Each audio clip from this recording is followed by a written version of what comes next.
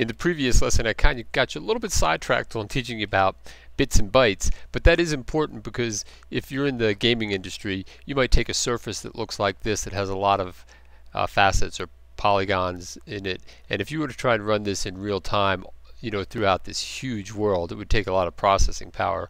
So one of the things they do is they convert images like this into a normal map, and it's kind of it gives you like a image representation of the shading that would go on with this type of image, or just any other type of image that has a lot of surface variation to it like that. But it doesn't look like it's quite fully implemented in the cycles version of it, because normally when you run it, you go into the render menu and you go down to the bake routine, but it wasn't, I don't see it in there, so they might not have it quite working. But that's logical to me as well, because there's really no, in cycles, you're not really looking to run in a real-time game environment. You're looking for nice quality renderings, and in that case you really don't have a need to generate a normal map for most purposes. Like I said, that's a game performance issue, so maybe I'll take that up again in my Python tutorials, because I'm going to do some more the tank and the alien spacecraft tutorials, which were all Python game type stuff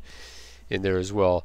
So I'd say at this point, just kind of experiment, have fun with it, see what kind of renderings, compare these type of renderings to some of the renderings you could do in Blender Render, and you can see how this has really elevated the game for Blender as far as being able to put out really nice quality imagery. So it's yeah. And then as far as your texture programs, use a combination of raster and vector-based programs, because the vector-based paint programs, they scale up to greater resolutions. All these are generated as a combination of raster and vector-based images, so I can actually scale. Even this one's fairly low resolution back here, but I can just scale that up in code easy enough and generate a higher resolution image. So yeah, and textures really help the scene these days.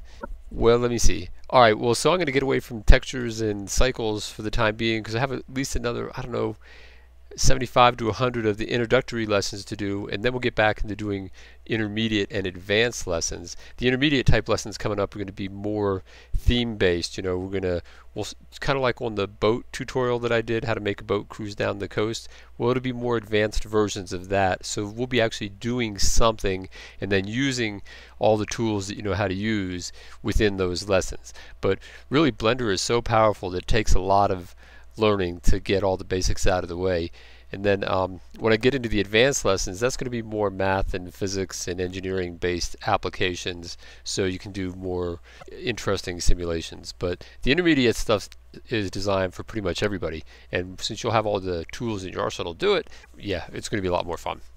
Okay, well, that's it for now. I just wanted to make a few points, and I'll see you in the next tutorial, whatever it's going to be. I don't know yet. Alright, see you then.